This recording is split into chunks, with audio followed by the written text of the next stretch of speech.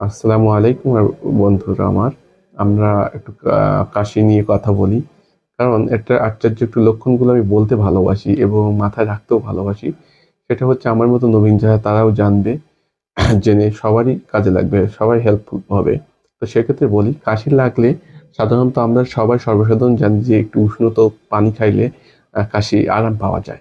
কিন্তু কোষ্ঠকামের ক্ষেত্রে এখানে দেখতে পাচ্ছেন যে কোষ্ঠকাম আপনাকে বোঝাতে চাচ্ছে যে আপনি যদি আহ, ওই কাশির সময় যদি ঠান্ডা পানি খান, ড্রিঙ্ক কুল ওয়াটার যদি খান, বেটার ড্রিঙ্ক মানে ওই সময় ভালো হবে যদি আপনি ঠান্ডা পানি খান।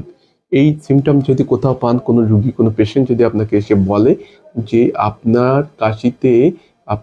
কাশি লাগলে আপনি সবচেয়ে ভালো থাকেন ঠান্ডা পানি খাইলে, এবং সাথে সাথে উপশম হয়।